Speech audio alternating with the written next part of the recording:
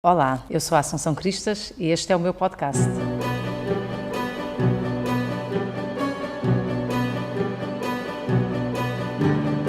O podcast da Assunção, com Assunção Cristas. No podcast de hoje, como prometido, vou falar de economia, das minhas ideias e das ideias do CDS para termos um real crescimento no nosso país. As experiências sobre economia em todo o mundo, quando nós comparamos os vários países, percebemos que há aqui um padrão.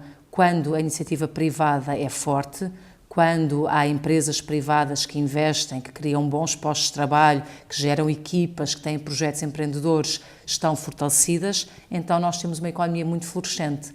Também sabemos que há um outro fator que é muito importante, que é a formação das pessoas, a instrução, a educação superior, mas esse sendo obviamente muito importante, eu acho que os dois vetores mais importantes são estes: capacidade de investimento, liberdade económica, iniciativa privada, propriedade privada e depois a questão da educação e da instrução.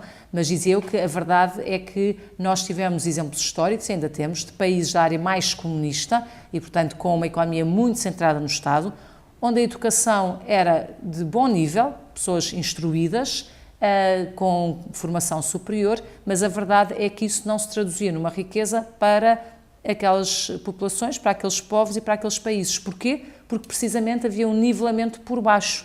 As pessoas até podiam ter instrução, mas não lhes era dada a liberdade de prosseguirem os seus sonhos, de fazerem as suas escolhas, de desenvolverem projetos económicos e empresariais, de terem lucro, sim, de criarem riqueza e, portanto, estando isso tudo coartado, a verdade é que o resultado final para o bem-estar dessas populações não foi um resultado positivo, certamente não é aquele que nós gostaríamos de ter no nosso país. Voltando para Portugal, o que é que nós podemos aprender com estas experiências internacionais?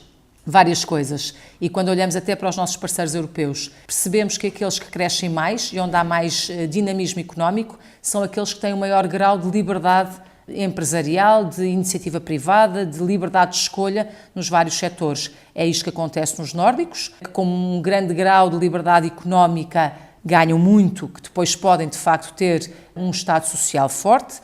Vemos, por exemplo, a Irlanda, um país com o qual nos podemos comparar, tem as melhores taxas de crescimento económico na Europa, está a crescer em média a 5% ao ano, e quando percebemos qual é a sua receita, vamos bater diretamente à questão da fiscalidade.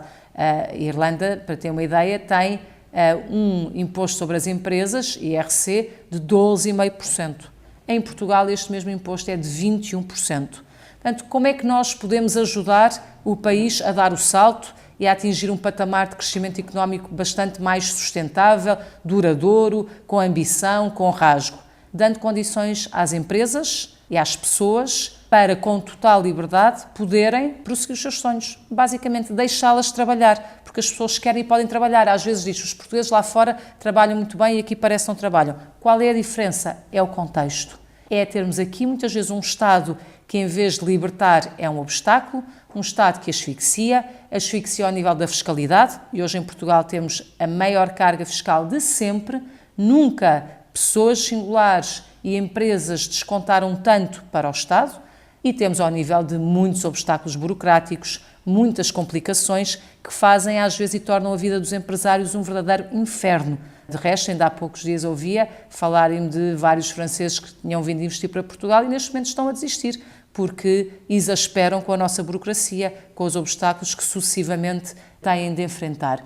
E é por isso que, para mim e para o CDS, a receita é simples, exigente, mas eu acho que tem de ser aplicada se nós queremos passar por outro patamar de crescimento, que é aproveitar todas as ferramentas que temos. E quais são elas? A fiscalidade, desde logo, e por isso é que eu tenho defendido um IRC de 17% para o país e, se for no interior do país, de 10%, precisamente para também podermos promover investimento noutras zonas do país, como o imposto sobre as pessoas também tem de baixar, como, por exemplo, o ISP, que estrangula famílias e empresas. Estou a pensar em pequenas, médias empresas que vivem muitas vezes de frotas comerciais e tantas dificuldades têm com o nível de fiscalidade que nós chegamos, ou as tributações autónomas, que também atingem as empresas sem uma grande racionalidade e aí também têm que ser limitadas.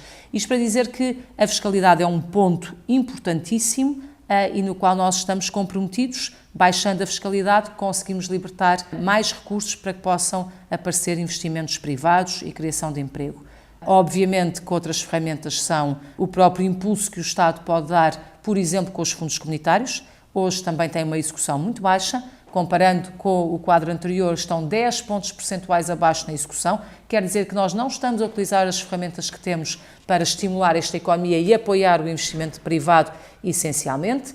E também temos, obviamente, que continuar a apostar na qualificação das pessoas, na instrução, na formação profissional. Também aqui faltam verbas dos fundos comunitários para a inovação e para a formação profissional. E com estas 3 áreas, e obviamente juntando toda a parte de limpar obstáculos burocráticos, de tornar o Estado um fator relevante e promotor do próprio desenvolvimento económico, e não tantas vezes como que é o Estado que amarra e que impede este desenvolvimento, eu creio que com estas áreas nós conseguimos de facto dar um salto, mas é preciso trabalhar muito para isso, com consistência, não perder o foco, sabendo que quando damos às pessoas uma palavra, quando as deixamos trabalhar com liberdade, quando lhes permitimos prosseguirem os seus sonhos de vida, então os resultados são para elas e são para o conjunto do país.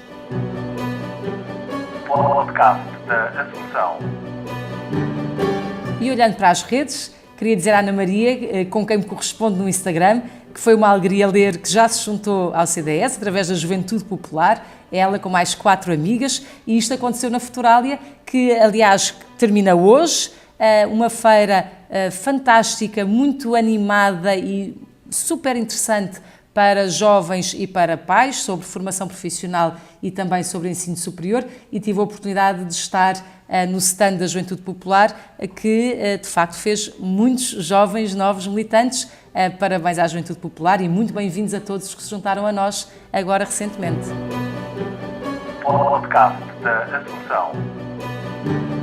Se gostou deste podcast e quer continuar a acompanhar-me e as nossas ideias para Portugal, convido a subscrever o podcast Assunção. Isto vale para o YouTube, para o Instagram, iTunes, Spotify, Google Podcast. Basta clicar no botão subscrever, que é para garantir que não perde nada todas as semanas, e pode sempre partilhar com amigos e colegas e família.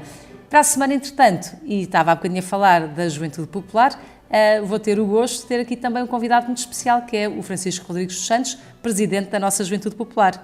Até lá, um beijinho, até para a semana. Podcast da Assunção, com Assunção Cristas.